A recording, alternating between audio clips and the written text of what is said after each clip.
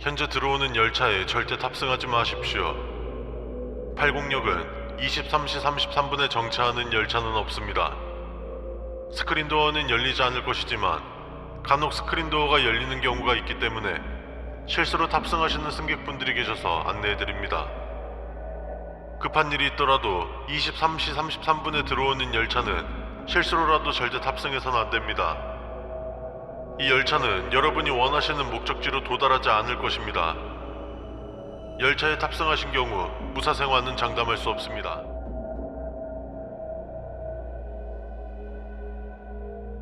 안녕하세요. 만약 이 안내방송을 듣고 계시다면 여러분들은 매우 위험한 상황에 처해 있는 것입니다.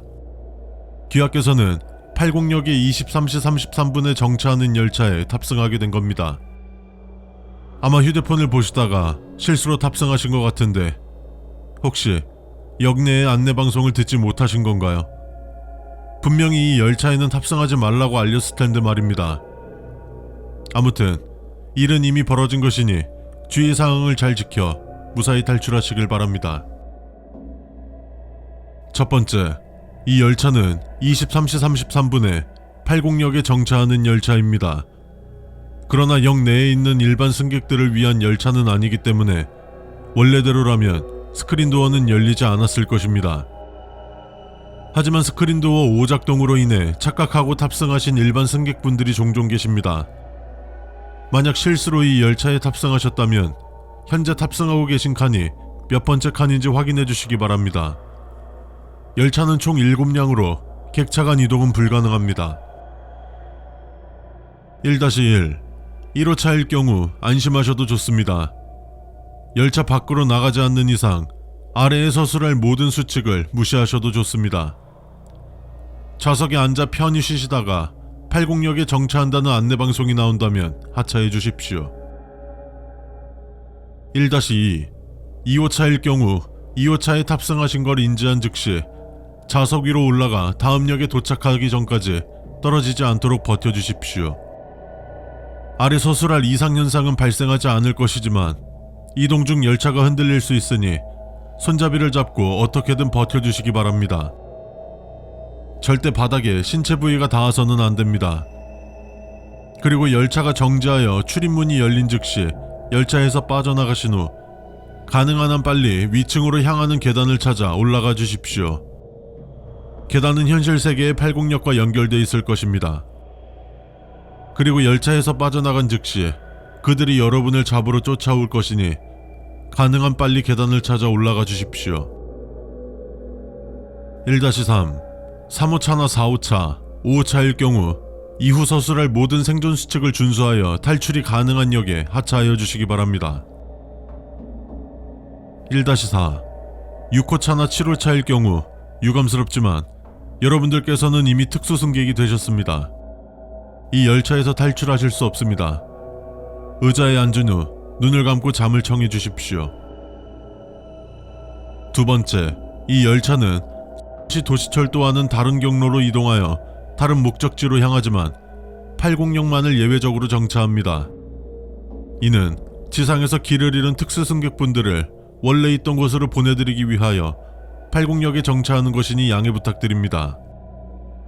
이후 3번 수칙부터는 정차하시는 역의 성질과 그 역을 통한 탈출 방법, 그리고 열차에 발생하는 이상현상에 대한 대처법을 안내할 예정이니 일반 승객이신 여러분의 탈출을 위하여 잘 읽어주시길 바랍니다. 세 번째, 열차 내에 불이 모두 꺼진 경우 즉시 휴대폰의 손전등을 켜서 천장을 제외한 아무 방향을 비추어 주시기 바랍니다. 그들이 접근할 경우 알 수 없는 이유로 천장의 조명이 모두 꺼졌으며 그들은 완전한 어둠 속에서 열차 내에 있는 일반 승객들을 사냥합니다. 다행히도 그들은 조금의 광원이라도 있을 경우 사냥을 포기하고 사라집니다. 네 번째, 열차가 깊은 숲속에 정차한 경우 여러분에게 약 1분의 시간이 주어질 것입니다. 출입문이 열린다면 열차 밖으로 나간 후 나무에 열린 열매를 아무거나 하나 따서 다시 열차에 탑승하여 주십시오. 열매가 크고 싱싱할수록 열차를 탈출할 가능성이 높아질 것입니다.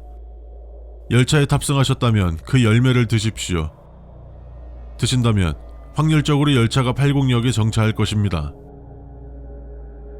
5번째, 열차가 침수된 역에 정차할 경우 창문으로 역이 침수된 것을 확인한 즉시 의자 위로 올라가 주십시오.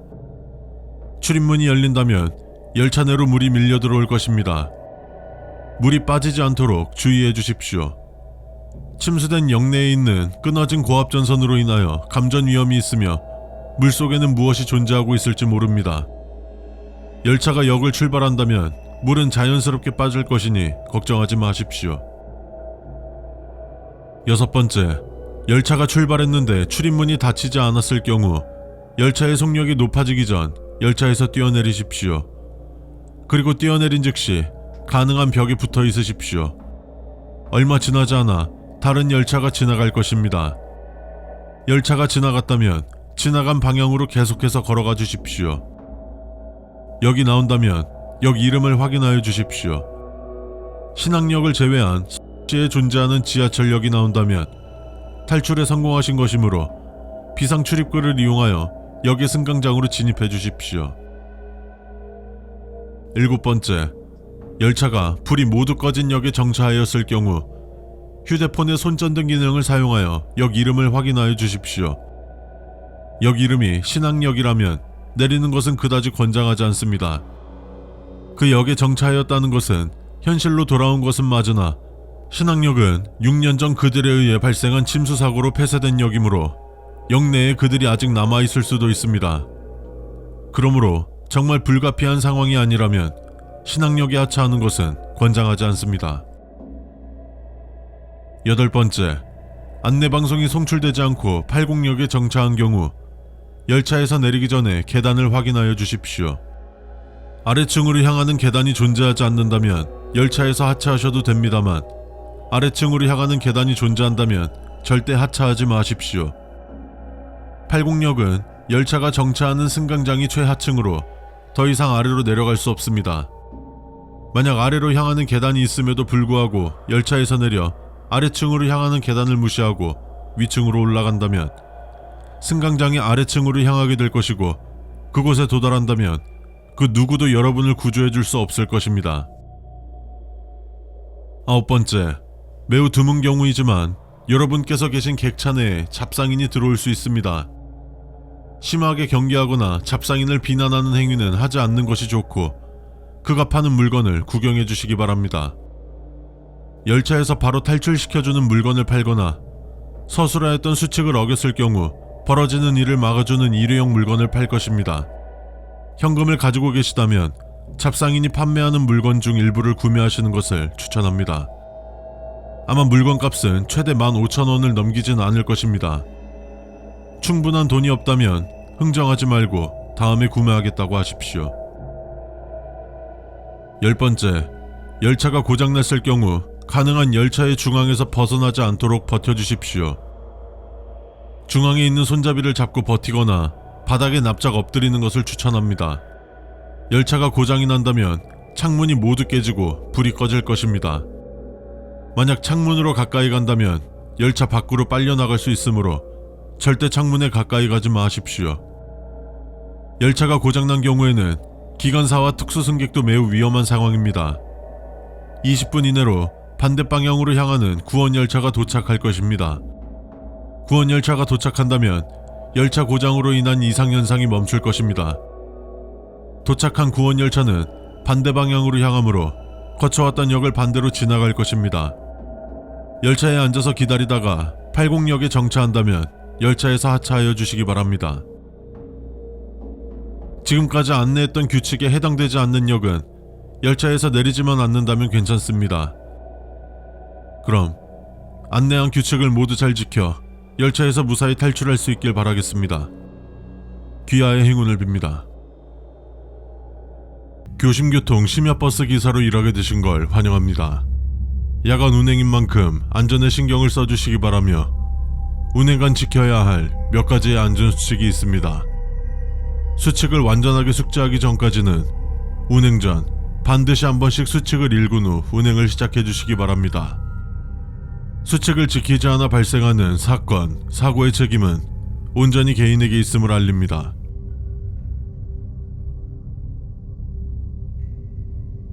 첫 번째, 심야 운행은 23시 30분에 시작하여 03시 30분에 종료됩니다. 야간 운행인 만큼 졸음운전에 유의해 주시고 항상 졸음껌과 카페인 음료를 챙겨 운행을 시작해 주시기 바랍니다. 1-1.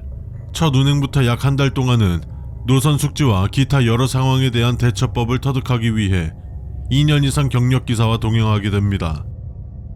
동행하는 한 달 동안 얼만큼 노력하냐에 따라서 여러분의 생존 확률이 정해지게 될 것이니 최대한 많은 것을 얻어가십시오. 두 번째, 모든 심야 운행이 예정된 버스는 장비 점검 3회를 반복하여 실시하여야 합니다. 정해진 3회 점검은 안전을 위함도 있지만 운행 중 반드시 지나쳐야 할 귀신 사거리에서 갑작스러운 시동 꺼짐을 방지하기 위함입니다. 세 번째, 심야 운행 중 대부분은 승객이 없는 빈 버스를 운행하게 되실 겁니다. 승객이 없어도 버스 내의 조명은 반드시 전부 켜두시기 바랍니다. 간혹 이유 없이 불이 꺼진다면 버스를 정차 후 약 1분간 밖에 나가 있다 오십시오. 특정 좌석만 불이 꺼져 있다면 해당 좌석에 착석 금지 스티커를 붙여주시기 바랍니다. 운행 종료 후 해당 좌석을 통제실 근무자에게 알려주십시오. 네 번째, 정거장은 심야 운행 시 정차하지 않습니다. 이는 버스 내 안내방송으로도 알 수 있지만 사람이 없는 경우에도 하차벨이 울리고 있습니다. 정거장은 무시하여야 합니다. 4-1. 승객이 없는 버스에서 하차벨이 울릴 경우 절대 룸미러를 쳐다보지 마십시오. 해당 정거장에 약 30초간 정차 후 다시 출발하시기 바랍니다. 4번 항목에서 나온 정거장은 당연히 무시해야 합니다. 5번째, 누군가가 탑승 요금을 빳빳한 국권 지폐로 넣는다면 탑승객을 쳐다보지 마시고 자연스럽게 운행을 진행하십시오. 그 돈은 노잣돈이므로 절대 거스름돈을 주지 마십시오. 그리고 그가 언제 내렸는지 신경 쓰지 마십시오. 6번째, 간혹 고양이, 멧돼지와 같은 야생동물들이 갑자기 도로에 튀어나오기도 하니 산 근처 도로에서는 가급적 천천히 운행해야 하며 만일 야생동물들이 도로에 계속 있는 것을 발견하셨다면 경적을 울려 그것이 도망치게 하십시오. 6-1. 야생동물을 피할 수 없다면 무리하게 회피하지 마시고 그대로 들이박으십시오. 절대로 무리해서 그것을 피하려 하지 마십시오. 어떤 상황에서도 승객과 귀하의 안전이 최우선입니다. 6-2. 산길을 운행하다 보면 여러 야생동물들을 볼 수 있습니다만 하얀색의 털이 긴 호랑이는 존재하지 않습니다. 혹여나 그것을 목격할 시엔 자연스럽게 지나가 주십시오. 여러분이 조금이라도 인식하는 행동을 보인다면 자신도 모른 채 그것에게 홀릴 것입니다. 명심하십시오. 그것은 눈치가 굉장히 빠릅니다. 7번째, 심야 운행 기사분들을 위한 사무실 내 식당을 운영하고 있습니다. 저렴한 가격으로 다양한 음식을 준비해 먹을 수 있지만 주간과 달리 나폴리탄 스파게티는 제공되지 않습니다. 8번째, 휴림 아파트 3차 정거장에서 02시에 항상 할머니와 꼬마아이가 함께 탑승합니다. 아이의 피부가 하얗다 못해 잿빛과 같이 창백하다면 요금을 받지 마십시오. 그들의 정체가 무엇인지 중요하지 않습니다만 그들에게 요금을 받았던 기사들은 무조건 사고가 났으며 귀하를 채용한 이유이기도 합니다. 9번째, 간혹 뒤에서 누군가의 시선이 느껴질 수 있습니다. 승객분들이 타고 계시다면 문제되지 않겠지만 아무도 없는 상황에서는 절대로 뒤를 돌아보지 마십시오. 뒤를 돌아볼 시 여러분의 안전을 보장받지 못할 것입니다. 10번째, 우천시 운행에 각별히 주의를 기울이시고 비오는 날 정거장에서 방울이 달린 우산을 든 3명의 승객이 기다리고 있다면 위의 안내사항을 무시하고 그들을 태우십시오. 그들이 귀하를 올바른 길로 가게 도와줄 것입니다. 그들이 탑승 요금으로 무엇을 지불하던 안전운행하겠습니다 라고 대답하십시오. 11번째, 사이드미러에 신원 미상의 검은 봉고차가 오랫동안 버스를 따라올 수 있습니다. 그 차를 따돌리기 전까진 버스를 정류장에 멈추지 마십시오. 신호를 어기던 규정 속도를 어기던 무슨 수를 써서든 그 차를 따돌려야 합니다. 12번째, 운행 중 사람이 아닌 것을 본다면 그것을 무시하고 지나가십시오. 그것을 무시하지 않고 멈춰선다면 귀하는 그 순간부터 굉장히 위험해질 것입니다. 13번째, 창문을 열고 운행할 경우 창 밖으로 팔을 내밀지 마십시오. 무언가가 팔을 붙잡았다는 기사들이 있습니다. 14번째, 서로 마주보는 버스를 향해 간단한 인사는 괜찮지만 심야에는 금지되어 있습니다.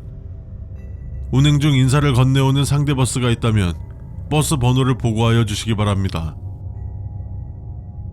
15번째, 갑작스럽게 무슨 짓을 해도 버스가 마음대로 조종되지 않고 어디론가 떠나듯이 빠르게 이동하는 현상이 있습니다. 이때 최대한 큰 소리로 동요하지 마시고 자리를 지켜달라고 외치십시오. 승객들이든 버스를 빼앗은 자들이든 동일합니다. 16번째, 간혹 뒷문으로 승차하는 승객들이 있을 수 있습니다.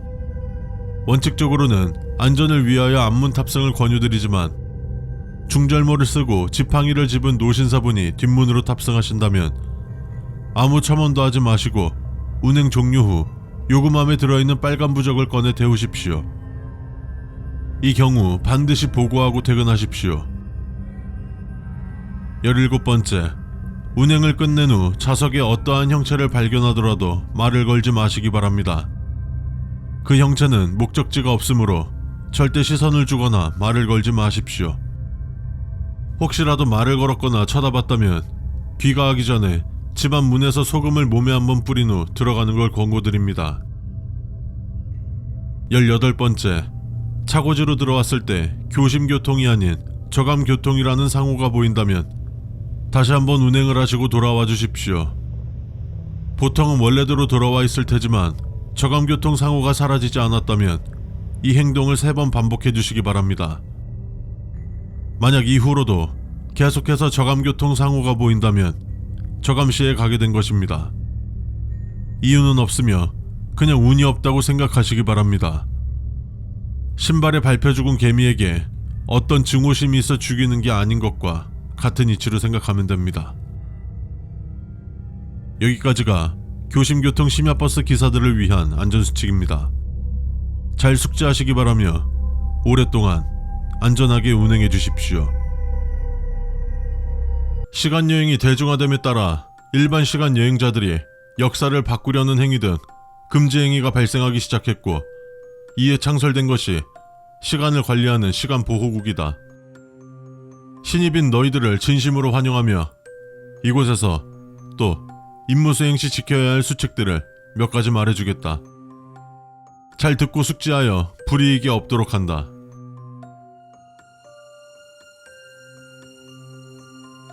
첫 번째, 너희들이 투입되는 사건 사고의 이름과 그 시간대를 명확히 기록해 두도록. 절대 너희의 기억력을 신뢰하지 마라. 두 번째, 우리가 탑승하는 타임머신의 기기 번호는 TMRG-2000으로 제일 최신 모델로 지급받고 있다. 만약 번호가 다르거나 번호가 같아도 구형 모델의 타임머신이 경납고에 있다면 즉시 상부에 보고하도록. 절대 탑승해서는 안 된다. 세 번째, 지급되는 개인 무기들은 다음의 목록들이 있다. 볼 블라스터, 거대한 캐논포의 형상으로 전 무기 중 제일 높은 살상력과 범위를 지녔지만 재장전이 굉장히 번거로우니 이 점은 유의할 것. 볼 스나이퍼, 스나이퍼라는 명칭답게 명중률이 상당하고 출력을 최소에서 최대까지 자유롭게 조절할 수 있다. 다만 최대 출력까지 올려 사용할 경우 반경 5m 안을 모두 태워버릴 수 있으니 최대 출력으로 사용을 자제할 것. 볼 블릿, 1초간 5발의 탄환을 발사 가능한 연사력 높은 무기이다. 볼 발칸, 2연장 발칸포의 형태로 상대를 갈아버릴 수 있는 무기이지만 탄약을 상시 소지하고 있어 기동이 제한되는 점 유의해야 한다. 볼펄서, 무기들 중 유일하게 베리어 생성이 가능하며 이 베리어는 특수 고글을 착용해야만 볼 수 있다. 이것들 중 하나를 자유롭게 선택한다. 다만 비상시를 제외하고 개인적인 용도로는 절대 사용해서는 안 된다. 개인적 사용이 발각된다면 바로 중징계 처분을 내리겠다. 네 번째, 너희의 시간대가 미래에 포함되기 시작해도 주어진 임무는 모두 수행하도록. 시간대가 바뀌어도 임무는 유효하며 해당 시간대에 어떠한 영향도 끼치지 않는다. 다섯 번째, 지급되는 물건들 중 유실되는 물건이 없도록 해라.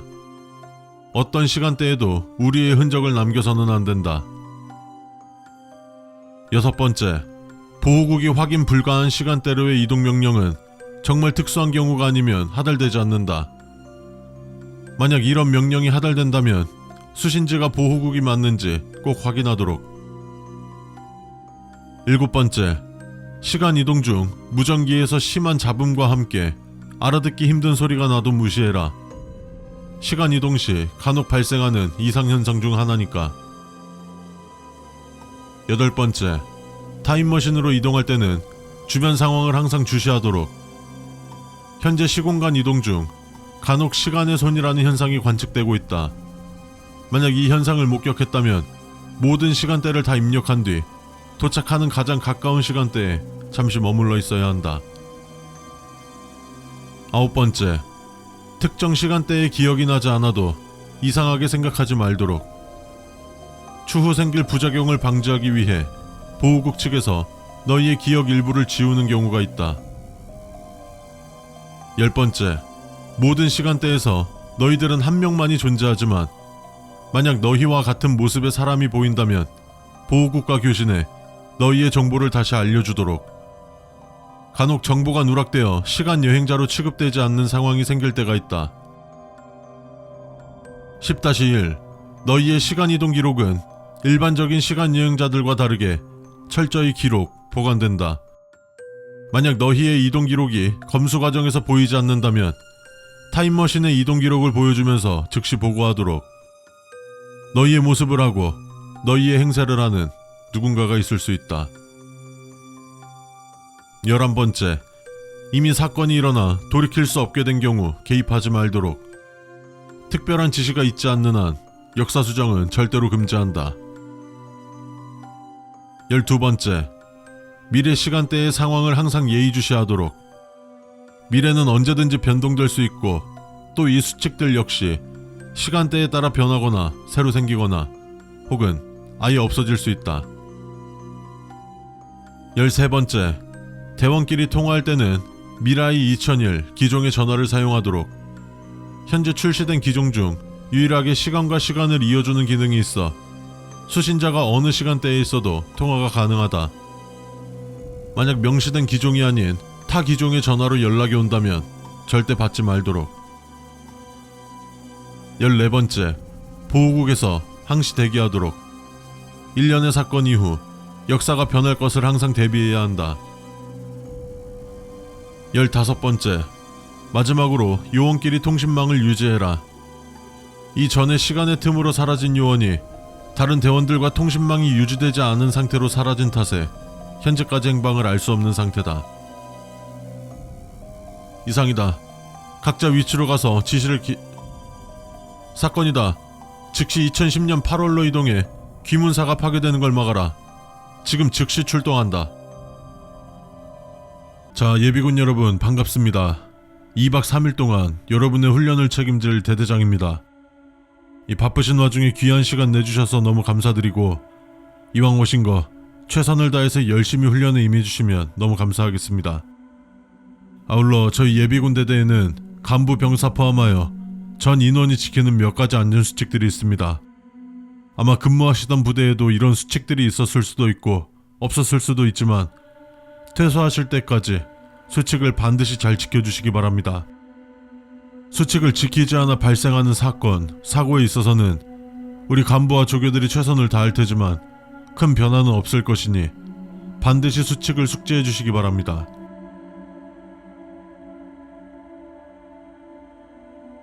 첫 번째, 예비군 여러분들이 거주하시게 될 막사는 신막사입니다. 신막사 뒤에 구막사가 있으며 현재는 모종의 이유로 구막사 출입이 불가합니다. 또한 신막사는 건물부터 깔끔한 반면 구막사는 허름하고 곳곳이 부식되어 있습니다. 그러니 절대로 헷갈릴 수가 없습니다. 다시 한번 말하지만 구막사에는 장난이든 실수로든 절대로 들어가지 마십시오. 두 번째, 현재 병사들 또한 핸드폰을 사용하기 때문에 핸드폰은 수거하지 않습니다. 이 말씀을 드리는 이유는 핸드폰을 반납해서 잠시 핸드폰을 빌려달라는 누군가가 있다는 소문이 있습니다. 약 3년 전쯤부터 이런 소문이 돌기 시작했지만 누군지 찾지 못하였고 큰 피해는 없었습니다만 빌려준 핸드폰은 어디론가 사라져버렸다고 합니다. 고로 예비군들 사이에서 핸드폰을 빌려주는 행위는 하지 마십시오. 세 번째, 식사 중 붉은 글씨로 된 부적이 반찬에 나온다면 거르지 마시고 다 드셔주시기 바랍니다. 믿기지 않으시겠지만 그 부적은 여러분들이 훈련 도중 생기는 예기치 못한 상황을 막아줄 것입니다. 3-1. 부적을 도저히 못 드시는 분들은 부적을 물에 녹여 드십시오. 맛은 훨씬 괜찮을 것이며 흡수 또한 더 빨리 될 것입니다. 네 번째, 모두들 그러시지 않을 거라고 믿고 있습니다만 지급받으신 소총은 반납하기 전까지 항상 소지하고 계십시오. 총기 분실 시 강제 퇴소 조치되며 또 다시 훈련을 받으러 와야 하는 번거로움이 생길 것이며 때에 따라서는 배상 청구도 할 수 있으니 반드시 총기는 잘 소지해 주시기 바라며 땅에 질질 끌거나 가격하게 달아 파손되지 않게 조심해 주십시오. 5번째, 사격 훈련 시 사고를 예방하기 위해 총이 시건되어 있지만 간혹 시건되지 않은 총이 발견되기도 합니다. 그 총기를 본다면 즉시 조교나 교관에게 알려주십시오. 그것들은 끊임없이 여러분을 유혹할 것입니다. 6번째, 훈련 도중 무당 옷차림을 한 사람이 여러분 앞에서 무언가의 행동을 한다면 의식하지 마시고 훈련을 계속 진행해 주시기 바랍니다. 그 의식을 진행해주는 무당은 조교보다 여러분의 안전을 지켜줄 것입니다. 7번째, 주특기 훈련 때는 당연히 현역 때 부여받은 주특기를 훈련할 것입니다. 정말 간혹가다 기존에 부여받았던 주특기 말고 일반 소총수 주특기를 새로 부여받아 기본 훈련을 받는 경우도 있습니다만 이 경우는 입수할 때 따로 알려드리고 있습니다. 8번째, 막사에 2층 이상 올라가지 마십시오. 2층, 3층은 현역병들의 생활관과 비품 창고실이 존재하며 예비군 여러분께서는 1층에 있는 생활관에 머무르기 때문에 굳이 일부러 올라가는 것이 아니면 올라갈 일이 없을 것입니다. 야간에 자다 깼는데 위층에서 무슨 소리가 들려도 현역병들이 훈련 중이라 생각하시고 다시 주무시기 바랍니다. 9번째, 분대장, 소대장 예비군 분들은 인원 체크 시 정원보다 한 명이 많다면 의식하지 마시고 원래 인원인 것처럼 행동하시면서 절대 그쪽을 쳐다보지 마십시오. 훈련을 하다 보면 어느 순간 원래 인원대로 되어 있을 것입니다. 10번째, 통신 관련 훈련 시 지급되는 P77 무전기는 주파수가 서로 맞아야 통신이 가능해집니다. 주파수가 맞지 않는데 무전이 온다면 그것에 반응하지 마십시오. 그 무전은 누가 보내는지, 언제 보냈는지 알 수 없습니다. 그저 반응하지 않는 것이 벗어날 수 있는 유일한 방법입니다. 11번째, 현재 1층 내부 화장실이 모종의 이유로 수리 중입니다. 번거로우시겠지만 막사 바로 앞에 간이 화장실이 있으므로 그곳을 이용해 주시기 바랍니다. 만약 1층 화장실을 사용하다 적발 시 강제 퇴소 조치를 할 수밖에 없습니다. 여러분의 안전을 위해서. 11-1. 자정 이후 화장실을 사용할 때 거울을 통하여 2번 사로를 관측하지 마십시오. 거울에서 보았을 때 춤추는 것처럼 보이는 무언가가 있을 것입니다. 그러나 그것은 춤추는 게 아닌 근화끈에 묶여 흔들리는 것입니다. 12번째, 모의 시가지 사격 전투 훈련 시 마일즈 장비를 사용하게 됩니다. 착용 중 피격 센서가 비정상적으로 연속해 울릴 경우 즉시 해당 장비를 탈착하여 주시기 바랍니다. 13번째, 밤에 현역병들과 같이 불침번을 서게 될 것입니다. 현역병들은 비상 상황에 대비하도록 훈련되어 있기에 그들의 말을 잘 따라주셔서 안전히 불침번 근무를 서주시기 바랍니다. 14번째, 탄약고 근무는 초번과 말번을 제외하고 훈련 기간 동안 한 번은 투입될 것입니다.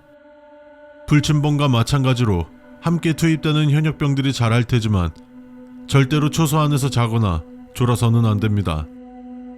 참을 수 없을 정도로 피곤함이 몰려온다면 현역병에게 말하십시오. 적절한 조치를 취할 것입니다. 14-1. 탄약고 근무를 1병 이상 계급과 투입된다면 상관없습니다만 2등병과 근무 투입이 되신다면 근무 시간만큼은 현역으로 돌아왔다 생각해 주시기 바랍니다. 우리 부대 야간 탄약고 근무는 이유는 알려드릴 수 없지만 어떤 이유로 인해 실탄을 삽탄한 상태로 근무에 투입하게 됩니다. 2등병들에게는 실탄 지급 대신 사수에게 실탄을 지급하고 있으므로 2등병과 함께 근무 투입을 하게 되신다면 잘 부탁드리도록 하겠습니다. 15번째, 현역병 중 구모미 병장과 독세모 상병은 없습니다. 해당 현역병을 발견 시 간단한 묵례를 한 뒤 아무 일 없다는 듯 행동하여 주시기 바랍니다. 15-1. 아마 지금 이 수칙을 듣고 계신 눈치 빠른 분이라면 알 겁니다. 15번 수칙이 무엇을 의미하며 무엇을 해야 되는지 이미 해놓으셨다면 괜찮습니다.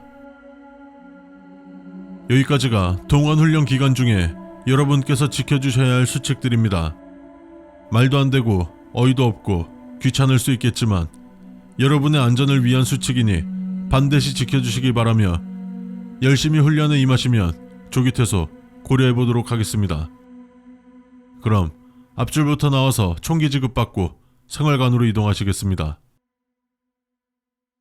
해당 안내문은 현재 폐쇄 조치되어 접근이 금지된 구강촌역으로 향하는 이정표 옆에 놓여 있습니다.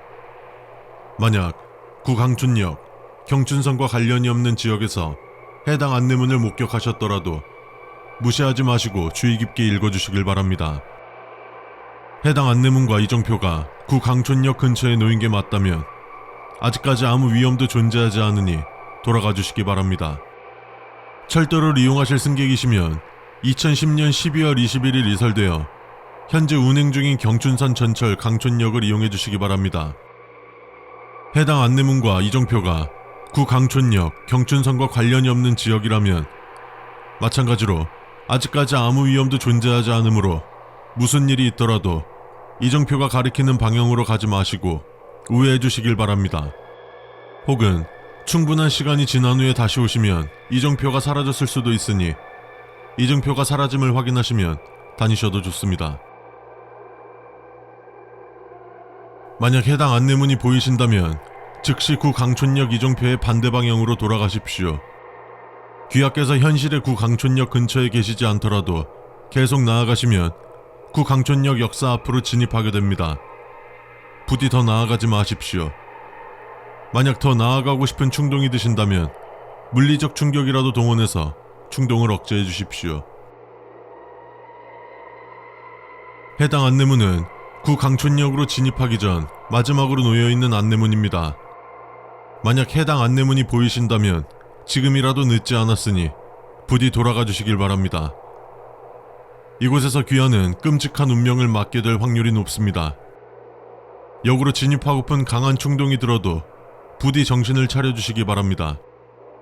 해당 안내문 너머로 강촌역 역사가 보인다면 돌이킬 수 없게 됩니다.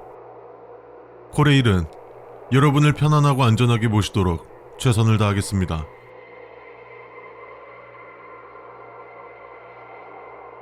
해당 안내문은 2010년 10월 21일 경춘선 복선 전철 개통으로 인해 폐역 처리된 구강촌역 출입구에 부착되어 있습니다. 하지만 눈앞에 있는 역은 현실의 구강촌역이 아니며 2000년대 중후반의 구강촌역이 모습을 하고 있습니다. 현재 귀하께서는 강촌역 정문에 도착하시고 나서 뒤늦게 정신을 차리셨을 겁니다. 귀하께서는 매우 높은 확률로 이상현상에 휘말리셨을 것으로 보이며 이상현상을 확인하는 방법은 다음과 같습니다. 눈앞에 강촌역이 정상 영업 중이다. 휴대폰이 있다면 휴대폰을 켰을 때 데이터가 잡히지 않고 제한구역 서비스, 통화권 이탈 등의 문구가 뜬다. 만약 위 두 항목이 해당되지 않는 상태에서 이 안내문을 읽고 계시다면 빨리 강촌역을 벗어나고 국토교통 이상현상 대책기구로 문의 주시길 바랍니다. 위 두 항목에 해당되신다면 귀하께선 해당 이상현상에서 무사히 벗어나기 위해 아래 주의사항, 탈출수칙서를 숙지하여 주시기 바랍니다. 후술할 수칙서에 가끔 어색한 항목이나 상호 모순적인 항목이 존재합니다. 해당 항목에 대해선 귀하의 판단과 직감에 맡기시길 바랍니다. 최근 들어서 수칙서의 내용이 훼손되는 경우가 빈번히 존재합니다. 추가로 수칙서의 항목이 일부 혹은 전체가 검게 덧칠되어 있는 경우도 발생하며 해당 항목에 대해선 수칙서의 맥락을 파악하여 자유롭게 행동해 주시기 바랍니다. 첫 번째, 2000년대 후반의 시대와 맞지 않은 물건 등은 숨기고 들어가시길 권합니다. 스마트폰의 경우 특히 모든 알람을 끄고 무음으로 설정하시거나 전원을 꺼주시기 바랍니다. 두 번째, 강촌역 역사 내부에는 인적이 매우 한산하겠지만 누군가가 있다면 눈을 마주치지 마십시오. 이상현상 내에서 살아있는 인간은 귀하 혼자임을 명심하십시오. 시선은 가급적 바닥을 응시하시길 바라며 선글라스가 있다면 착용한 상태에선 정면을 응시해도 괜찮습니다. 두 번째, 역사 내부에서 소란 행위는 금지되어 있습니다. 적발될 시 조치가 취해질 수 있습니다. 세 번째, 낮은 확률로 역장 개체가 나타날 수 있는데 특히 조심하십시오. 역장 개체는 저희 코레일 직원이 아닙니다. 그러나 그가 말이나 질문을 걸어온다면 적당히 대꾸하시길 바랍니다. 단, 이때 역시 눈을 마주쳐서는 안 됩니다.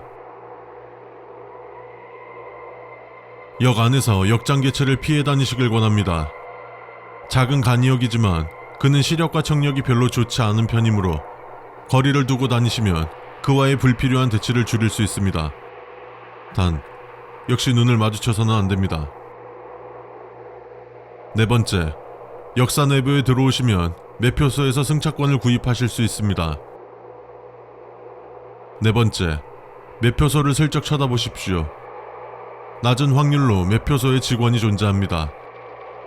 직원과 눈을 마주치지 말고 시선은 바닥을 향한 채로 청량리행 무궁화호 승차권을 구매하십시오. 운임 4,700원입니다. 현금으로 결제하시길 바라며 결제하실 현금이 부족하시다면 그냥 지나치시길 바랍니다. 매표소에 직원이 없다면 해당 항목은 무시하시기 바랍니다. 다섯 번째, 승강장 내부에는 그래피티 프로젝트 추진으로 다양한 그래피티 그림들이 역사를 메우고 있습니다. 그리고 승강장 바깥쪽에는 강촌역의 자랑인 자욱한 안개가 껴있는 북한강의 모습을 담은 경치가 있습니다. 다섯 번째, 승강장 내부에 들어오셨다면 행선판을 살펴보고 청량리 방면을 파악하십시오. 이 행동은 매우 빠르게 이루어져야 합니다. 실수로 다른 개체와 눈이 마주치는 일이 없도록 해주시고 파악이 끝나셨다면 시선을 다시 바닥으로 고정해 주시기 바랍니다. 승강장에 그려진 그래피티 그림과 승강장 바깥의 풍경을 오래 쳐다보지 마십시오. 이는 선글라스 착용 중에도 해당되는 사항입니다. 5-1. 승강장에는 상술한 역장 개체가 자주 나타나며 검표를 요구할 수도 있습니다. 높은 확률로 귀하께선 표를 가지고 있지 않을 것이며 이 경우 역장을 무조건 피해 다니시길 바랍니다. 여섯 번째, 승강장에 있다 보면 3-40분 주기로 열차가 다닐 겁니다. 이때 열차의 운행 방향, 열차 행선판, 열차 종류를 곁눈질로 살펴보고 탑승할지 기다릴지 판단하시기 바랍니다. 선글라스를 끼지 않으셨다면 열차를 정면으로 바라보는 행위는 금지입니다. 열차가 남춘선 방면에서 청량리 방면으로 향하는 열차라면 아래 항목을 통해 탑승 여부를 판단하십시오. 6-1. 열차가 올 때 확인해야 할 정보는 기관차 여부와 종류, 객차 색깔, 행선판입니다. 기관차의 번호를 살펴보십시오. 44땡땡, 70땡땡, 71땡땡, 72땡땡, 73땡땡, 74땡땡, 75땡땡 중 하나여야 합니다. 단 7호 땡땡 호대 중 색이 붉은색 기관차는 2000년대 후반 기준 존재할 수 없는 기관차이니 열차가 도착해도 탑승하지 마십시오. 76땡땡 호대 기관차 역시 당시에 존재하지 않았던 기관차입니다. 80땡땡, 81땡땡, 82땡땡, 85땡땡 호대 전기 기관차일 경우 비전철 구간인 경춘선에서 존재할 수 없는 기관차이니 탑승하지 말고 무시하십시오. 간혹 객차만 덩그러니 오거나 디젤 동차 혹은 전동차형 열차가 오는 경우도 존재합니다. 기관차 없이 객차만 운행하는 열차는 존재할 수 없습니다. 그리고 2000년대 후반 경춘선 기준 디젤 동차가 운행한 적은 없으며 전동차는 운행조차 불가능한 환경임을 유의하십시오. 귀하는 청량리행 무궁화호에 탑승하셔야 합니다. 당시 무궁화호의 객차 색깔은 주황색 혹은 빨강, 파란색의 객차만 존재했습니다. 이외에 하늘색, 짙은 초록색의 객차를 보셨다면 해당 열차는 무궁화호가 아닙니다.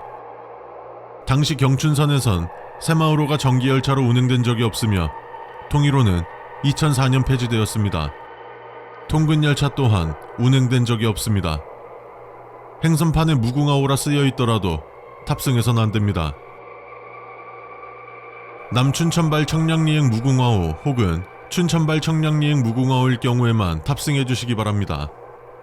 다른 행선지의 무궁화호를 탑승하고 생환된 사례는 아직 존재하지 않습니다. 원래 이 역을 통과해야 하지만 드물게 열량 이상의 행선판이 없는 무궁화호가 정차하는 경우가 있습니다. 몇 분간 오래된 군복을 입은 사람들이 하차할 것이니 조용히 고개를 숙이고 묵념해 주십시오.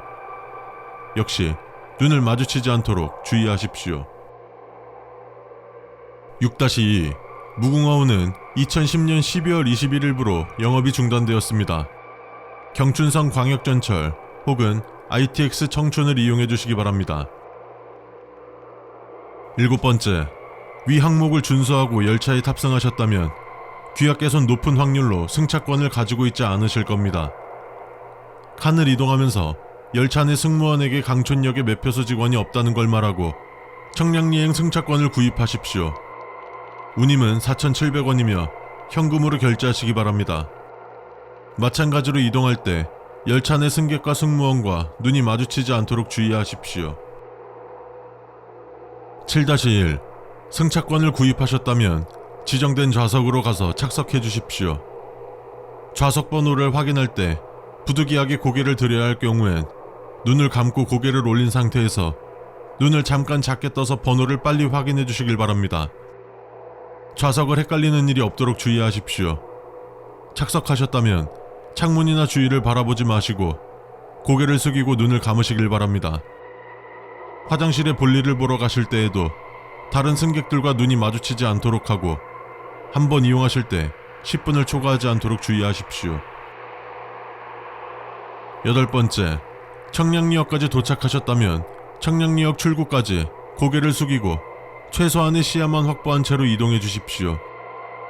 출구 근처까지 도착하셨다면 축하드립니다. 잠시 의식을 잃을 수도 있지만 눈을 뜨면 현실의 서울에 있는 병원에 계실 겁니다.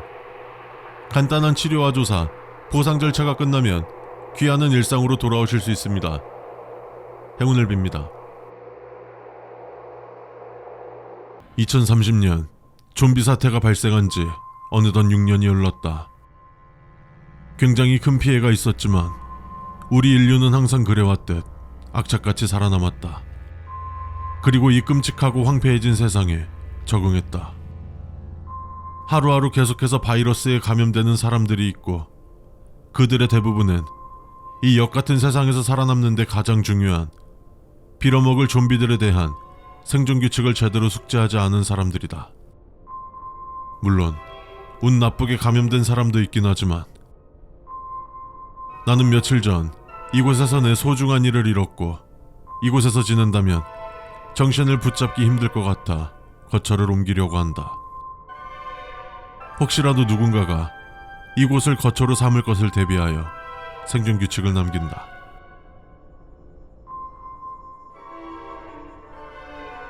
여기를 찾아왔다면 기본적인 생존 규칙을 알고 있을 거라고 생각한다.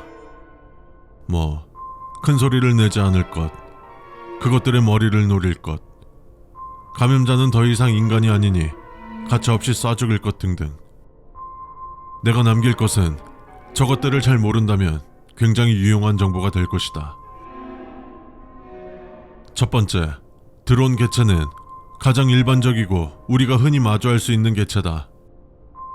이들의 완력과 치악력은 평범한 성인 인간과 비슷하거나 좀 약하며 무는 것은 맨살만 아니라면 우리가 봄, 가을에 입고 다니는 옷으로도 충분히 막아낼 수 있을 것이다.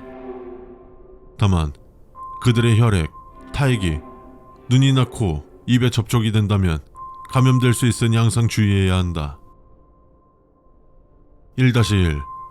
드론은 제일 처치하기 쉬운 존재이며 소화기 정도의 무기만 있다면 언제든지 손쉽게 제압할 수 있으니 주저하지 말고 머리를 공격하도록 한다. 두 번째, 사운드 콜렉터 개체는 이름에서도 알 수 있듯이 소리에 굉장히 예민하게 반응하는 개체다.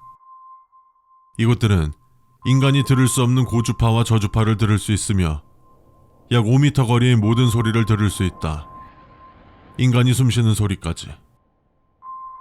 하지만 가장 중요한 것은 이들은 한 번 들은 소리를 약 3일에서 5일간 유사하게 따라할 수 있다. 본능인지는 모르겠으나 이들은 마치 소리를 수집하려는 듯 쉬지 않고 돌아다닌다. 2-1. 다행히도 이것들은 멀리서도 확인할 수 있을 정도로 비정상적인 귀 크기를 가지고 있다.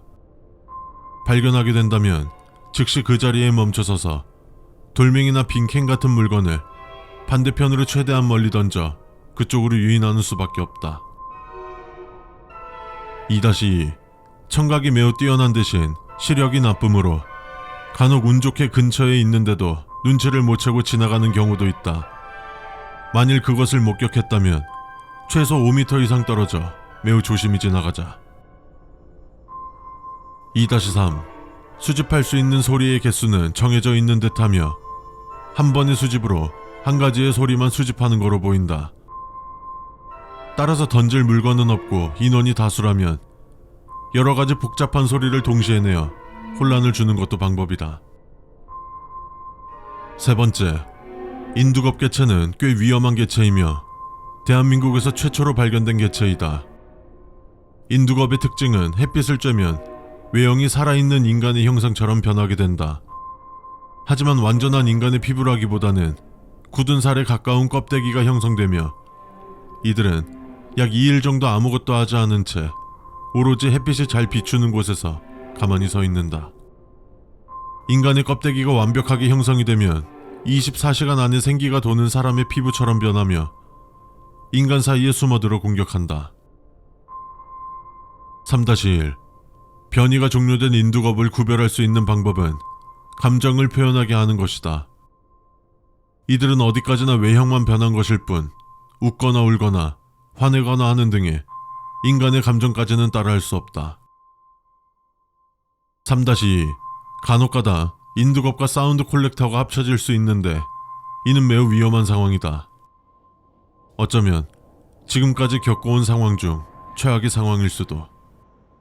만약 그것이 완벽하게 합쳐진다면 좀비인지 사람인지 구별할 방법이 없으니 인두겁을 발견하는 즉시 암막 커튼을 덮어 햇빛을 차단하거나 피부는 매우 질겨서 일반적인 날붙이 무기로는 뚫는 것이 불가능하므로 반드시 총기류나 화염으로 제거하도록 한다.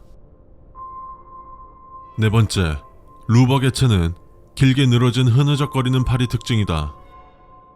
아마 과거에 존재했던 레프트 4 데드를 해봤다면 이해하기 쉬울 텐데 그 게임에서 나오던 스모커라는 좀비 개체와 매우 유사한 행동 패턴을 보인다.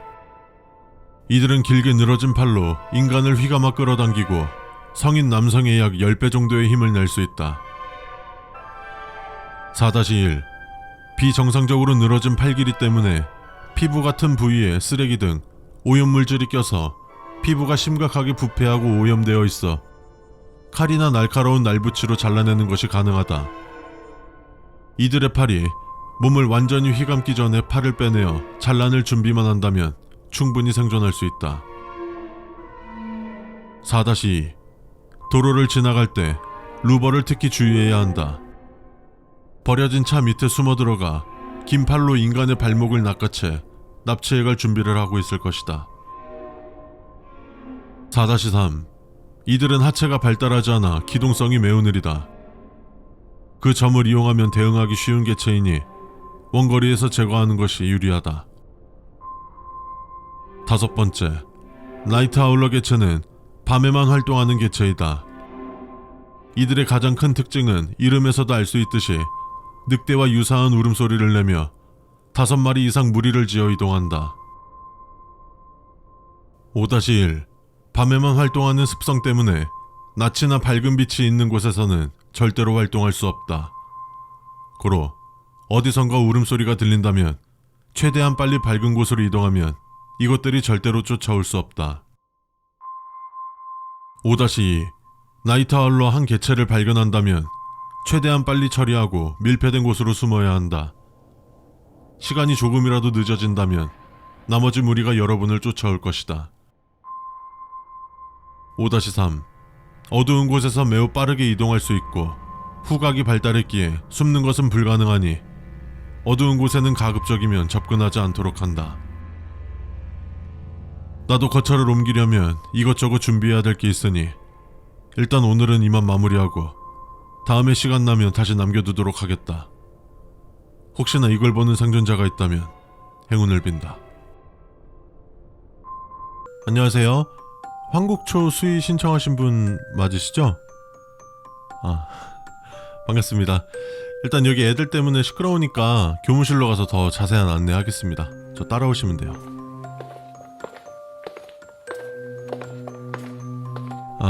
제 설명이 늦었네요. 저는 3년째 황곡초등학교 교사 및 인원체계를 담당하고 있는 교무부장 박용이라고 합니다. 일단 우리 학교 수의가 되신 것을 진심으로 환영합니다. 학교 내에서 수의를 많이 꺼려 하시는데 이렇게 자진 신청해 주셔서 다시 한번 감사드리는 마음입니다. 일단 근무복 같은 경우는 당직실에 두었으니까 나중에 탈의하시면 될 것 같고요. 그리고 이거를 우리 학교가 워낙 사건 사고가 많이 일어나다 보니까 수의들도 지켜야 할 수칙들이 한 몇 개 정도 있거든요. 여기 수칙서 있으니까 천천히 집중해서 숙지해 주시길 바랍니다. 전에 수의 아저씨한테도 그렇게 신신당부했는데 알겠다고만 하시고 안 지키시더니 아니다. 무튼 미숙지로 인한 일들은 일어나지 않기를 바라겠습니다.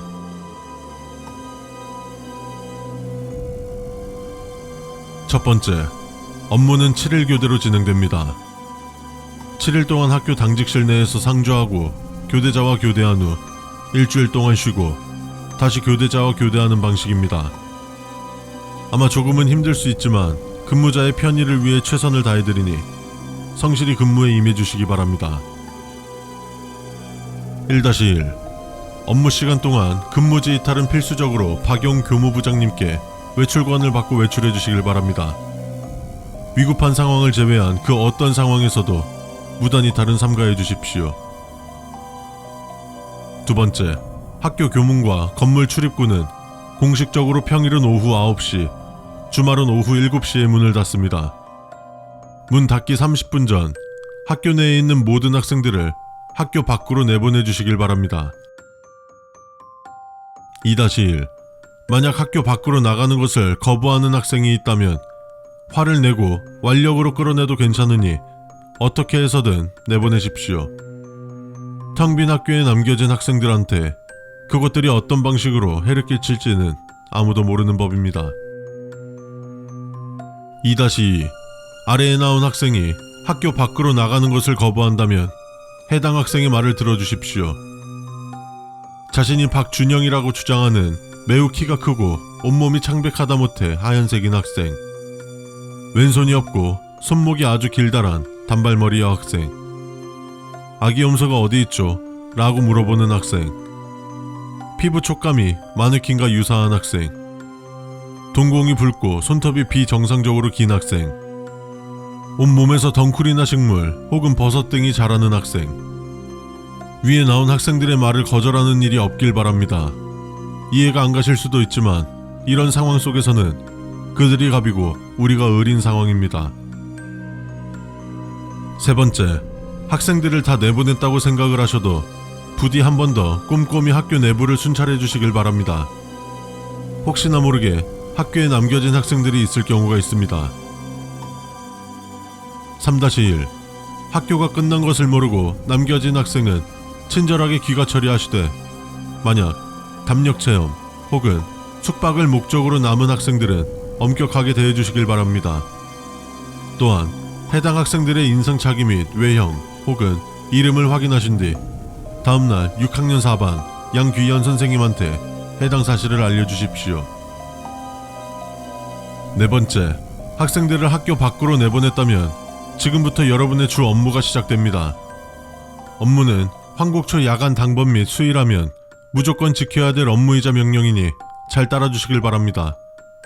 또한 비공식 업무이기 때문에 외부의 유출은 금합니다. 5번째, 제일 먼저 해야 될 것은 당연한 것이지만 학교 내에 있는 모든 교실 및 방들의 문단속이 잘 되어 있는지 확인해 주시길 바랍니다. 만약 잠금이 안 되어 있다면 사전에 지급된 마스터키로 잠궈 주시길 바랍니다. 참고로 마스터키의 색은 진한 붉은색이니 헷갈리는 일이 없길 바랍니다. 6번째, 당직실 주위 2m는 항시 소금물에 절여진 백지를 두시길 바랍니다. 종이는 아무것도 적혀져 있지 않는 종이라면 전부 다 사용하셔도 좋습니다. 이유는 묻지 말아주시기 바랍니다. 단지 여러분을 지켜드릴 방어막 같은 것이라 생각해 주십시오. 7번째, 오후 8시쯤 학교 급식을 위해 물류트럭이 도착합니다. 배달품을 옮기는 일은 물류트럭 직원들이 알아서 할 것이니 여러분들은 트럭이 출입을 할 때마다 정문을 열어주시면 되겠습니다. 7-1. 또한 택배 내용물을 자세하게는 관찰하지 마십시오. 특히 영양제라고 적혀져 있는 물품은 더더욱 관찰하려 하지 마십시오. 모든 성장기의 어린이들은 고열량의 단백질이 필요합니다. 여러분도 한때는 성장기의 어린이였으며 한때 섭취하였던 것입니다. 단지 여러분이 기억을 못하는 것입니다. 8번째, 오후 9시가 되었다면 학교 지하 1층에 있는 전기 보일러실에 찾아가 당직실을 제외한 그 모든 곳의 전등 및 난방을 소등해 주시기 바랍니다. 에너지를 절약하는 것도 여러분의 업무입니다. 다시 작동시키는 데는 최소 2시간이 걸리니 다음날 오전 6시에 기상하여 작동시켜 주시기 바랍니다. 8-1. 전기 보일러실은 바닥에 엉클어진 전선으로 인해 매우 복잡하니 걸려 넘어지거나 감전되는 일이 없길 바랍니다. 현재 많은 감전사고로 인해 입구에 고무로 되어 있는 고무신을 준비해 두었으니 입장하시기 전 착용해 주시기 바랍니다. 만약 무언가에 걸려 넘어졌더라도 무엇에 걸려 넘어졌는지는 확인하지 말아 주십시오. 9번째, 학교 앞에는 독서하는 소녀상이 있습니다. 당직실에 들어가기 전 사전에 지급된 검은 천으로 반드시 소년 조각상의 눈을 가려주시기 바랍니다. 유치하다고 생각하실 수도 있지만 소녀 조각상은 학교가 설립되었을 때부터 존재했던 만큼 각별한 주의가 필요합니다. 10번째, 당직실은 여러분이 생각하셨던 것보다는 많이 클 것이며 비교를 하자면 여느 학교 교실만큼 클 것입니다. 또한 잠금 장치도 2중으로 되어 있어 보안이 철저한 편입니다. 학교인데 뭔 보안 장치냐라는 생각을 하실 수는 있습니다만 이 한마디만 전해드리겠습니다. 이 이야기에서는 여러분이 주인공이 아닙니다. 11번째, 오후 10시 이후부터는 오전 5시까지 당직실 밖으로 나가려 하지 마십시오. 또한 당직실에 머무는 동안에는 최대한 조용하게 있어 주시기 바랍니다. TV를 시청하실 때도 볼륨 10을 넘어가지 않도록 해주시기 바랍니다. 12번째, 간혹 늦은 밤 누군가가 당직실 문을 두드리며 나오라는 목소리가 들릴 때는 무시하십시오. 그저 지하에서 들리는 소리일 것입니다. 13번째, 아침이 찾아오고 당직실에 나올 시간이 되었다면 다시 한 번 더 학교 곳곳 순찰을 돌아주시기 바랍니다. 또한 학교 복도에 쌓여져 있는 흙더미들도 치워주시기 바랍니다. 그들이 왔다 간 흔적입니다. 14번째, 학교를 지키는 직업은 큰 용기와 책임이 따르는 법입니다. 그것 또한 이 직업을 선택하신 여러분의 몫이니 끝까지 책임져서 훌륭한 학교의 파수꾼이 되어주시길 바랍니다. 다시 한 번 더 황곡초 수의가 되신 것을 환영합니다. 여기까지가 황곡초 수의로서 지켜야 될 수칙입니다. 수칙에 대한 거는 문제가 없으신 것 같으니 바로 수의일에 임해주시길 바랍니다. 무슨 일 생기시면 저한테 연락 주시고, 여기 제 번호요. 아이씨, 거기서 뭐해요? 이 아저씨가 뭔 소리 하는 거야? 거기 3년 전에 불타가지고 폐학교 된 곳인데 거기를 왜 들어가 있어요? 빨리 나와요. 경비 옷은 왜 입고 있는 거야? 여기 안내판 못 봤어요? 출입 금지. 이거 완전 이상한 아저씨 아니야? 경고. 여러분의 앞은 몇 년 전 화재 사고로 인해 폐학교가 된 황곡초등학교이니 절대로 출입을 금합니다. 적용지에서 탈출한 지 3달 정도 지났나. 나는 그곳에서 탈출한 후 지속적인 악몽에 시달렸고 이 악몽을 해결할 방법을 찾고 있었다. 그중 하나 좋은 방법이 공기를 깨끗하게 한 후 취침하는 것. 믿기지는 않지만 지금 내 처지가 따질 수 있는 처지가 아니기 때문에 바로 공기청정기를 구매해보았다. 그 안에는 보고 싶지도 않은, 예상하지도 못했던 에어림프 공기청정기 설명서라는 설명서와 공기청정기가 있을 뿐이었다.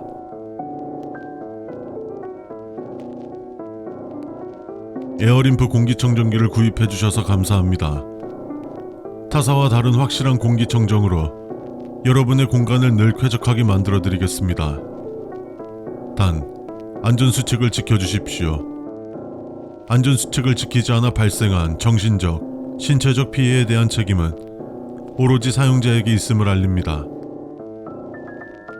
공기청정기의 택배 상자를 개봉한 이후 환불은 제한되어 있습니다. 환불을 시도하려면 고객센터에 문의하여 주십시오. 첫 번째, 우선 택배 상자에서 저희 공기청정기의 필터를 확인하여 주십시오. 필터에 비닐이 있을 것입니다. 비닐을 완전히 제거하여 주십시오. 필터 내부에 먼지가 있을 경우 죄송하지만 먼지가 사라질 때까지 방치해 두십시오.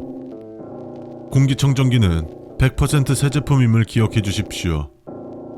먼지를 손, 기계, 바람 등으로 제거하려 하지 마십시오. 하루에 한 번씩 확인만 해주시면 됩니다. 7일 이내에 먼지가 자연적으로 사라지지 않을 경우 고객센터에 문의하십시오. 새 제품으로 교환될 것입니다. 두 번째, 공기청정기의 뒷부분에 에어림프 각인이 있는지 확인하여 주십시오. 단지 정품을 확인하려는 절차입니다. 각인이 없을 경우 고객센터에 문의하여 주십시오. 이때 0-1의 수칙을 꼭 지키십시오. 대부분의 가품에는 비용을 절약한다는 이유로 안전장치가 마련되어 있지 않을 것입니다. 추가적으로 공기청정기의 전원 버튼 윗부분에 4개의 LED 칸이 있는지 확인하여 주십시오. 세 번째, 앞에 절차를 잘 따르셨다면 시험삼아 전원을 켜보십시오. 저희 에어림프 공기청정기는 총 4칸의 LED가 있으며 LED의 색으로 공기의 심각성을 판단합니다. 첫 번째 칸은 미세먼지 수치를 나타냅니다. 두 번째 칸은 초미세먼지 수치를 나타냅니다. 세 번째 칸은 냄새 수치를 나타냅니다. 네 번째 칸은 수치를 나타냅니다. 파란색, 청정, 초록색, 일반적, 주황색 주의 요망, 빨간색 경고, 검정색 심각. 그 외의 색깔은 존재하지 않습니다. 네 번째, LED 칸들 위에 메인 LED가 존재합니다. 메인 LED에는 미세먼지, 초미세먼지, 냄새 수치를 보여줍니다. 에러코드가 뜰 경우에도 메인 LED에 가장 먼저 표시됩니다. 에러코드에 관해서는 다음 장의 에러코드란을 참고하십시오. 다섯 번째, 공기청정기에는 바퀴가 달려 있습니다. 바퀴는 공기청정기를 쉽게 이동시킬 수 있게 만든 것이며 로봇 청소기와 같이 자동적으로 이동하라고 만든 것이 아닙니다. 바퀴는 10초간 움직임이 감지되지 않을 경우 자동적으로 고정됩니다. 여섯 번째, 저희 공기청정기에는 4가지 모드가 존재합니다. 전원 버튼 아래에 있는 모드 전원 버튼을 눌러 모드를 전환할 수 있습니다. 1번 모드, 처음 전원을 켰을 때 모드입니다. 미세먼지, 초미세먼지, 냄새를 청정시킵니다. 클린 부스터 모드, 일반 모드와 동일하지만 더 강력하게 공기를 정화시킵니다. 전력 소비가 많이 발생할 수 있으며 오랜 시간 동안 작동 시 과열 발생의 원인이 됩니다. 자세한 사항은 에러코드란을 참조하십시오. 건조 모드, 건조기와 비슷한 역할을 합니다. 에어림프만의 특수한 기술로 수통을 갈아 끼울 필요가 없습니다. 취침 모드, LED의 밝기가 낮아지며 소음을 최소한으로 낮춥니다. 단, 17시간 이상으로 이 모드를 유지하지 마십시오. 자세한 사항은 에러코드란을 참고하십시오. 7번째, 가끔 공기청정기의 LED가 보라색이 되는 경우가 있습니다. 필터 고장 신호입니다. 전용 AES 센터에 문의하십시오. 필터가 고장났을 때 공기청정기를 가동시키지 말아주십시오. 당신의 심장이 터졌을 때 당신은 뛸 수 없습니다. 8번째, 어린아이의 사고를 방지하기 위해 키즈락 기능이 있습니다. 전원 버튼을 5초 이상 누르면 삐빅 소리와 함께 어떤 버튼을 눌러도 작동하지 않습니다. 키즈락을 해제할 때에도 전원 버튼을 5초 이상 누르십시오. 9번째, 에어림프 공기청소기는 최소 한 달에 한 번씩 점검하여 주십시오. 다음은 점검할 때 꼭 확인하여야 하는 절차입니다. 필터에 먼지가 과도하게 껴있는지 확인하여 주십시오. 필터보다 조금 더 안쪽에 어린아이의 울음소리가 들리는지 확인하여 주십시오. 전원을 한번 누른 뒤 메인 LED에 에러코드가 뜨는지 확인하여 주십시오. 키즈락을 누르고 모든 버튼이 잘 눌리는지 확인하여 주십시오. 공기청정기의 미세먼지 농도 수치가 500 이상이 뜨는지 확인하여 주십시오. 필터 내부에 경고음 소리가 나는지 확인하여 주십시오. 9-1 2번, 6번에 해당하는 경우 키즈락을 풀고 건조 모드로 5시간 정도 가동하여 주신 뒤 아이가 없더라도 키즈락 기능을 실행시켜 주십시오. 정상 작동되었습니다 라는 음성이 뜨며 키즈락 기능은 작동하지 않을 것입니다. 10번째, 이 설명서를 버리지 마십시오. 11번째, 절대로 공기청정기를 분해하지 말아 주십시오. 감전, 화재의 원인이 될 수 있습니다. 당신이 아무리 전문가라도 이 공기청정기를 분해하지는 말아 주십시오. 특히 필터 안쪽은 분해하지 말아 주십시오. 매우 위험합니다. 12번째, 완벽 방수 기능을 제공합니다. 하지만 공기청정기 내부에 소금물, 독극물, 바닷물 등 인체에 해로운 액체 또는 물질을 넣지는 마십시오. 13번째, 에어림프 공기청정기의 수명은 1에서 6년입니다. 그 이후로는 사용할 수 없습니다. 6년 이후에는 내부에 있는 팬에 무언가가 갈리는 소리가 나며 어떤 청소년의 비명소리가 날 것입니다. 자세한 것은 에러코드란을 참고해 주십시오. 2030년 좀비 사태가 발생한 지 어느덧 6년이 흘렀다. 우리 인류는 항상 그래왔듯 악착같이 살아남았다. 그리고 이 끔찍하고 황폐해진 세상에 적응했다. 나는 며칠 전 이곳에서 내 소중한 일을 잃었고 이곳에서 지낸다면 정신을 붙잡기 힘들 것 같아 거처를 옮기려고 한다. 혹시라도 누군가가 이곳을 거처로 삼을 것을 대비하여 생존 규칙을 남긴다.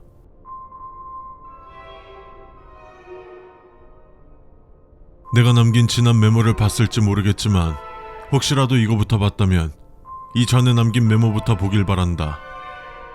뭐 이거부터 봐도 상관은 없지만 이곳을 거처로 삼는다면 인간에 대한 위험은 굉장히 낮다는 장점이 있지만 인간의 발길이 닿기 힘든 만큼 흔히 볼 수 있는 좀비 개체들 외 특수 개체나 특히 동물 개체들도 많이 있다는 치명적인 단점이 존재한다.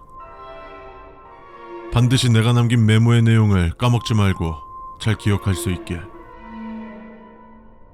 첫 번째, 좀비를 떠나 가장 기초적인 생존을 위한 행동을 해야 한다. 사실상 집만 있을 뿐 그 외 나머지 모든 시설은 직접 운영해야 한다는 말이다. 근처에 나무가 많아 장작으로 보일러를 가동할 수는 있지만 장작을 구하기 위해 감염된 동물들을 조심해야 한다. 겉보기엔 멀쩡해 보여도 일단 경계부터 할 것. 두 번째, 근처 하수도가 하나 있는데 그곳에서 수엄렛 개체를 목격할 수 있다. 수엄렛은 쥐가 감염된 개체들인데 최소 20마리 이상 떼를 지어서 목격된다. 이것들은 개체 수가 많고 한 마리가 공격당하거나 죽게 되면 나머지 남은 개체들이 엄청난 공격성을 드러내며 달려들 것이다. 하지만 안전을 위해서 반드시 제거해야 하며 이들을 제거할 때는 총이나 칼 등 한 개체씩 죽일 수 있는 방법이 아닌 폭발물이나 화염 등 한 번에 처리할 수 있는 방법으로 제거해야 한다. 2-1. 이들을 처리하기 전에 반드시 대피로를 확보해 놓아야 한다. 폭발물로 처리하게 되면 폭발음을 듣고 저 멀리 떨어진 개체들까지 몰려오기 때문에 폭발물이 터진 후 신속하게 이동해야 한다. 하지만 다행히도 이 개체들을 한번 제거하게 되면 최소 3개월 정도는 안심해도 괜찮을 것이다. 세 번째, 모기 개체는 이 절망적인 세계에 감염되지 않은 유일한 개체이다. 우리는 이 세계에서 살아남기 위해 모기를 연구하였고 충격적인 사실을 알게 되었다. 모기는 좀비든 사람이든 구분을 하지 않고 피를 빤다는 것이다. 이 말인즉 좀비의 피를 가지고 있는 모기에게 물린다면 좀비에게 물리지 않고 좀비 바이러스에 감염이 될 수도 있다는 뜻이다. 3-1. 모기에게 물리지 않도록 피부가 노출되지 않게 하는 것이 가장 좋지만 현실적으로 불가능하기 때문에 항상 과할 정도로 주변에 모기향을 피워주는 것이 좋다. 모기향이 없다면 나뭇가지를 태워 연기가 끊기지 않게 하는 것도 좋은 방법이다. 3-2. 모기 개체는 원래는 1년생이다. 하지만 간혹 가다가 다년생인 경우가 있는데 이 개체는 여러 좀비의 피를 가지고 있다. 이 치명적인 모기를 구별하는 방법은 수컷 모기처럼 큰 덩치를 가지고 있는 모기이다. 발견을 한다면 무조건 그 자리를 벗어나는 걸 1순위로 하며 어쩔 수 없이 퇴치해야 한다면 새총이나 돌을 던져 배를 터뜨리도록 한다. 네 번째, 이 거처에 오면서 봤을 수많은 덫을 보면 알겠지만 날붙이를 이용한 덫보다는 그물과 같이 산채로 잡을 수 있는 덫을 추천한다. 날붙이를 이용한다면 감염된 고라니 종인 자고라니의 경우 덫에 걸리더라도 격렬한 행동으로 신체 일부가 잘려도 달려들기 때문에 시간이 걸리더라도 그물형 덫 혹은 구덩이 함정을 사용하는 것이 더욱 안전하다. 5번째, 깊은 산속에 위치해 있다 보니 간혹가다 등산복을 입고 무언가 담겨있는 보자기를 들고 있는 사람처럼 보이는 개체를 볼 수 있을 것이다. 그 개체는 일반 드론 개체와 크게 다른 점은 없으나 이유는 알 수 없지만 사람을 봐도 공격을 하지 않는다. 그리고 그들이 가지고 있는 보자기를 획득하기만 한다면 굉장히 영양가가 높은 약초나 먹을 수 있는 버섯 등을 구할 수 있다. 5-1. 이 거처보다 조금 더 깊은 곳으로 간다면 보이는 산장은 무조건 피해야만 한다. 해당 장소에서는 밤만 되면 불을 켜 주위에 감염된 사람 혹은 동물이 많이 존재한다. 따라서 산장에는 어떤 유용한 물건이 있을지는 모르나 간다면 만반의 준비를 해야 한다. 6번째, 동물 개체의 좀비들을 다루는 인간형 좀비 개체가 발견되었다. 이들이 어떻게 좀비 개체를 다루는지 알 수 없지만 최우선으로 제거해야 할 대상이다. 7번째, 박쥐종인 눈이 어두운 쥐의 경우 다른 개체보다도 한 가지 오감에 집중되어서 강해졌다. 그래서 5마리가 한 마리처럼 움직이며 각 개체마다 담당하는 감각이 달라 구별하려면 비트 구별법이 필요하다. 각 종류마다 감각기관이 더욱 커지거나 더욱 많은 움직임을 보인다. 8번째, 존보어 개체는 멧돼지가 감염된 개체이다. 이 개체는 동물일 때의 습성이 완전히 사라지고 전혀 다른 특징을 보이는데, 먼저 어금니가 굉장히 커져서 마치 코끼리 상어와 같이 보이며 털은 회색빛이 도는 특징을 가지고 있다. 8-1. 존버어는 되도록 덫에 걸려서 굶어 죽게 놔둬야 한다. 외부로부터 큰 충격이 가해지거나 신체에 관통상이나 배인 상처가 나면 몸이 점점 부풀어 오르다 터져버린다. 이때 배출되는 가스와 혈액, 살점, 내장 등이 신체에 접촉이 된다면 해당 부위는 괴사가 진행되며 눈, 코, 입 등 신체 내부로 들어온다면 감염된다. 9번째, 이두사 개체는 머리가 2개 달린 감염된 뱀 개체이다. 우리가 흔히 아는 머리가 한쪽에 2개가 붙어 있는 것이 아닌 앞과 뒤로 꼬리 부분 끝쪽에도 머리가 달려 있다. 이는 흔한 돌연변이가 아닌 뱀이 좀비 바이러스에 감염되면 나타나는 특징 중 하나이며 이유는 알 수 없다. 9-1. 이두사의 앞머리와 뒷머리는 각각 다른 특성이 있는데, 앞머리는 보통의 뱀처럼 독리가 있으며 다만 독 대신 좀비 바이러스를 배출하고, 뒷머리는 독리가 없는 대신 톱날과 같은 약 60개의 이빨이 자라나 한번 물리면 바로 떼어내기가 어렵다. 그 사이에 앞머리를 돌려 좀비 바이러스를 주입한다. 9-2. 앞머리가 향해 있는 쪽으로 이동하며 앞뒷머리 구별은 뒷머리가 앞머리 비해 크기가 약 2배 이상 크다. 고로 작은 머리가 앞머리이니 항상 조심할 수 있도록 한다. 내가 남겨둔 메모들은 이곳에서 약 2년간 머무르며 마주했던 개체들을 적어둔 것이다. 아직 다 적진 못했지만 다음 메모에는 계곡과 인근에 있는 작은 호수에서 목격했던 개체들을 적어둘 예정이다. 폭만시청 24시간 근무 아르바이트 중 지켜야 하는 일련의 수칙들이 있으며 안전수칙을 지키지 않아 발생한 신체적, 정신적 손해배상은 일체 지원하지 않고 있습니다.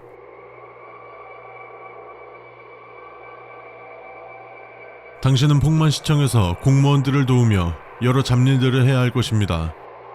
여러 테스트를 거쳐 뽑히셨으니 당신의 실력을 의심하지는 않을 것입니다. 이 근무 수칙서를 받고 다음날 오전 06시에 출근, 그 다음날 오전 06시에 퇴근하게 될 겁니다. 근무 중 잠깐의 취침도 허용되지 않으니 충분히 휴식하시고 최상의 컨디션을 유지하여 출근해 주십시오. 출근 후 가장 먼저 해야 할 일은 출근 확인서를 작성하는 것입니다. 안내데스크 직원에게 신분증을 보여준 뒤 출근 확인서를 받으십시오. 청소 도구함에 있는 볼펜을 사용하여 서명해 주십시오. 오전 6시 25분이 되면 본격적인 업무가 시작됩니다. 시청 3층 오른편에 있는 시각 자료실의 바닥을 빗자루로 쓸어 주십시오. 쓰레기는 한꺼번에 모았다가 퇴근 직전에 버리는 것이 제일 좋습니다. 단, 이 작업은 오전 7시 전까지는 마치십시오. 약 1시간 정도 휴식을 취하시되 절대로 잠들어서는 안됩니다. 오전 8시 30분까지 데스크 직원이 되어야 합니다. 데스크 왼쪽 아래에 있는 초록색 알약과 보라색 알약, 물이 충분히 있는지 확인하십시오. 알약은 최소 20개 이상 있어야 하며 물은 15리터 이상이 구비되어 있어야만 합니다. 오전 8시 40분이 되면 데스크 왼쪽 아래에 있는 2개의 약통과 물통을 챙겨서 13층으로 가십시오. 직원용 엘리베이터를 이용하여 13층으로 올라갈 수 있습니다. 13층 안쪽으로 들어가려면 등록된 지문과 10자리 이상의 비밀번호가 필요할 것입니다. 문 앞에 2개의 약통과 물통을 두십시오. 약통 내부에 있는 약에 호기심을 갖지 마십시오. 아직 때가 아닙니다.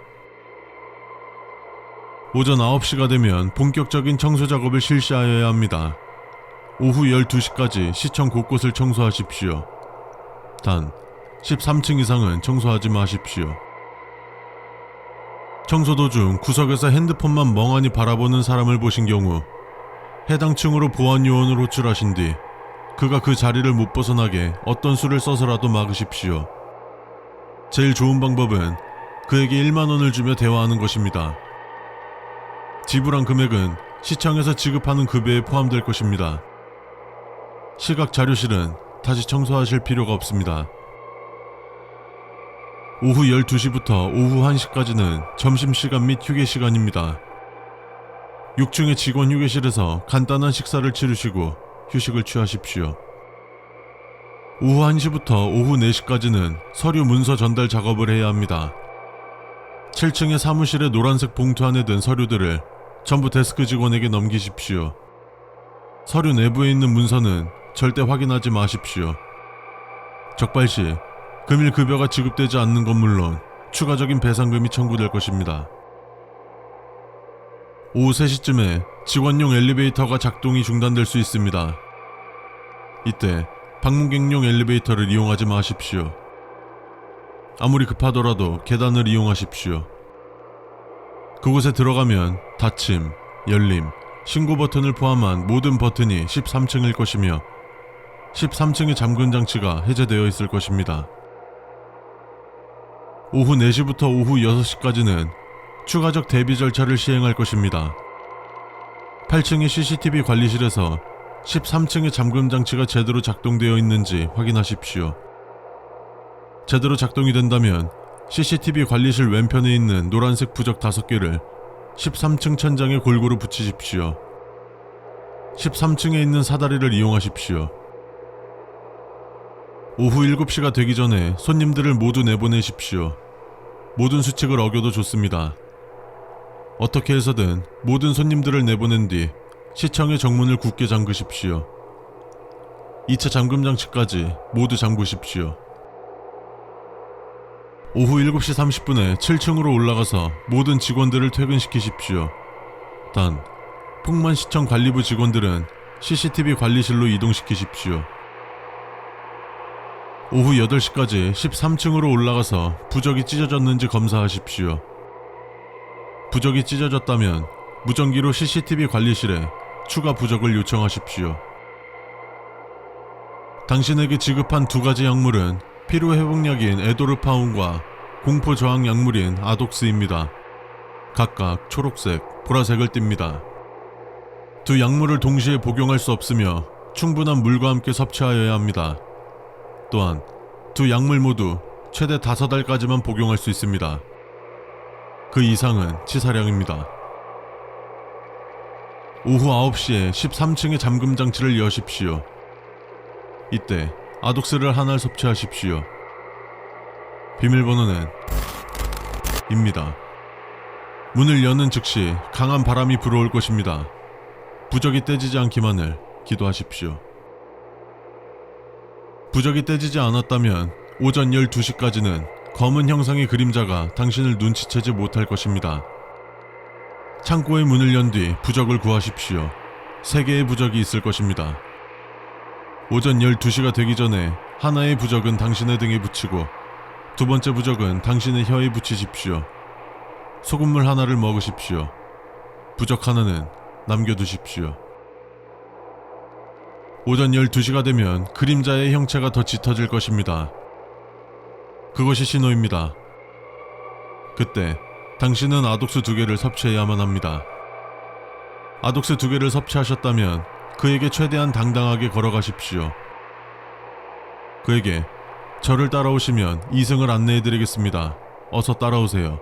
라고 말하고 창고 안쪽으로 안내하십시오.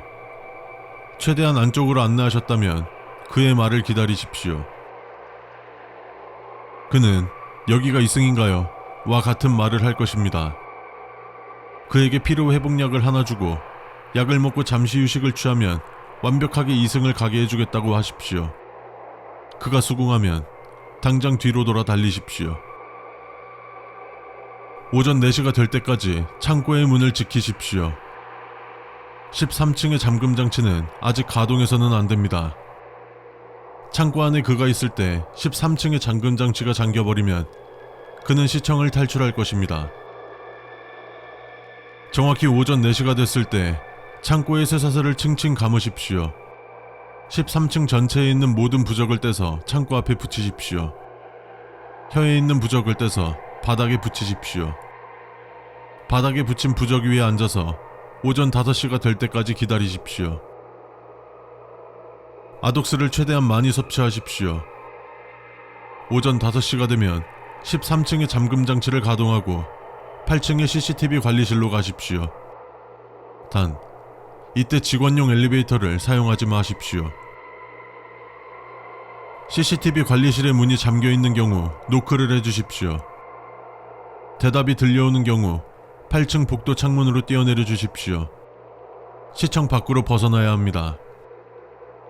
이로 인한 신체적 피해 보상은 지원해드리겠습니다. 대답이 들려오지 않을 경우 데스크로 내려가 에드로파온을 최대한 섭취하십시오. 오전 6시까지 어떻게든 버티십시오. 오전 6시가 되는 순간 시청 밖으로 나가주십시오. 이때 정문을 이용하지 마십시오. 2층 창문에서 뛰어내리는 것이 가장 안전하긴 합니다. 시청 주차장으로 달려가신 뒤 출근한 직원에게 신분증과 상황을 알리면 당신의 업무는 마무리됩니다. 업무를 마무리하고 폭만시청을 봤을 때 시청이 아닌 공사 현장이 보이는 현상은 정상이며 성공적으로 업무를 마치신 것이 증명된다면 일주일 이내로 급여가 지급될 것입니다. 2030년 좀비 사태가 발생한 지 어느덧 6년이 흘렀다. 우리 인류는 항상 그래왔듯 악착같이 살아남았다. 그리고 이 끔찍하고 황폐해진 세상에 적응했다. 나는 며칠 전 이곳에서 내 소중한 이를 잃었고 이곳에서 지낸다면 정신을 붙잡기 힘들 것 같아 거처를 옮기려고 한다. 혹시라도 누군가가 이곳을 거처로 삼을 것을 대비하여 생존규칙을 남긴다.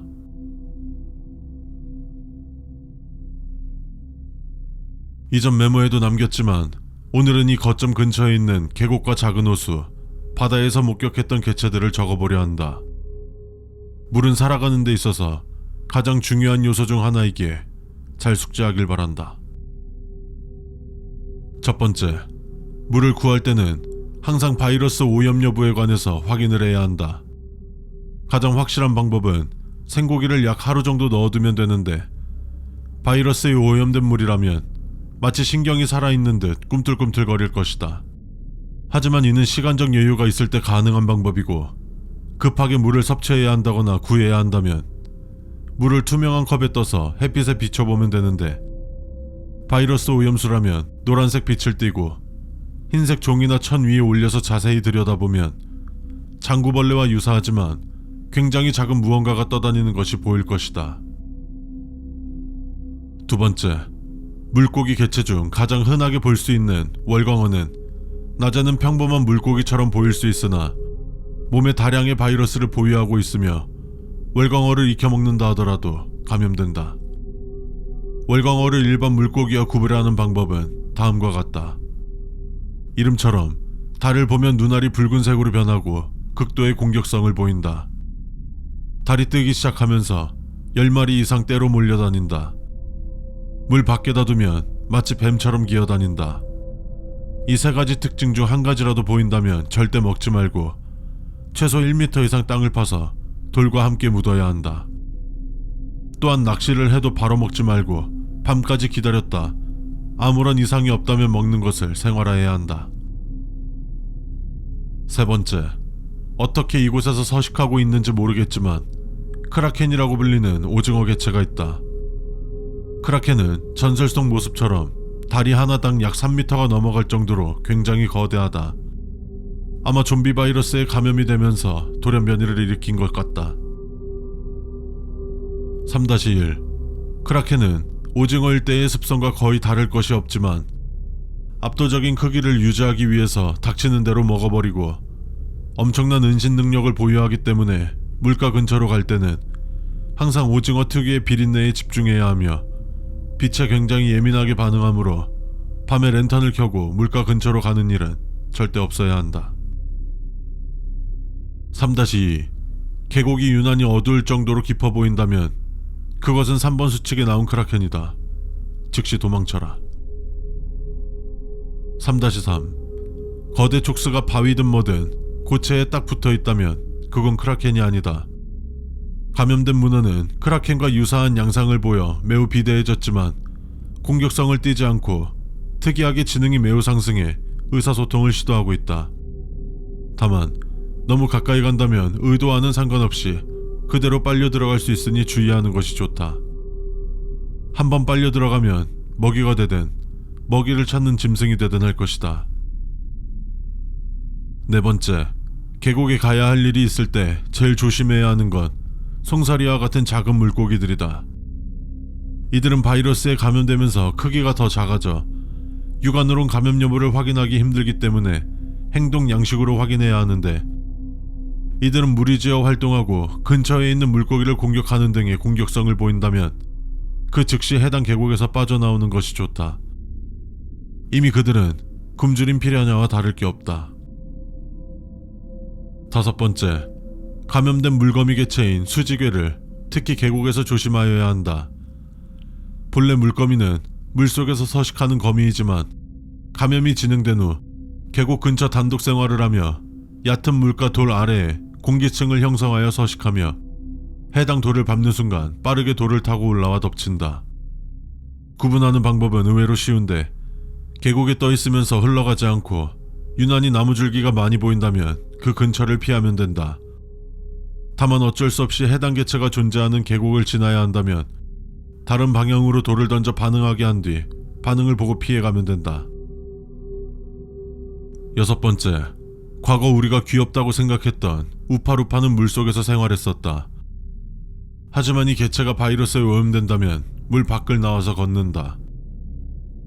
우파루파의 웃는 귀여운 모습에 절대 현혹이 돼선 안 된다.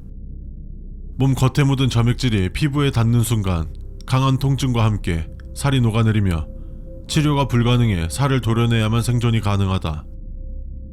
만약 생존 물품을 구하기 위해 해변을 다니다가 우파루파를 만난다면 당황하지 말고 지니고 있던 무기를 꺼내 머리를 내려쳐 죽도록 한다. 우파루파는 시력이 굉장히 나쁘므로 소리를 최대한 줄여 가까이 가는 걸 필수적으로 지켜라.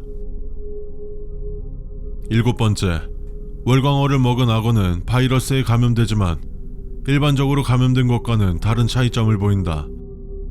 일반 감염 개체는 보통의 악어 모습에서 좀비적인 특징이 보이는 반면 월광어를 먹고 감염된 악어 개체는 가죽이 물빛으로 변해 은신이 가능해진다. 바다, 강 등 가리지 않고 서식하며 한 구역에 한 마리밖에 없다. 이들은 굉장히 포악해져서 같은 감염 개체까지 공격하기 때문이다. 8번째, 현재 물고기뿐만 아니라 물 안에 서식하는 식물, 즉 수초들도 감염이 일어나는 것이 확인되었다. 감염된 수초들의 입은 5m가 넘으며 본체인 뿌리는 맨 밑에 있는 것으로 확인되었다. 이들은 주위 진동을 통해 거대한 잎으로 사냥감을 낚아채가며 이들을 제거하는 방법은 염산을 푸는 방법밖에는 없다.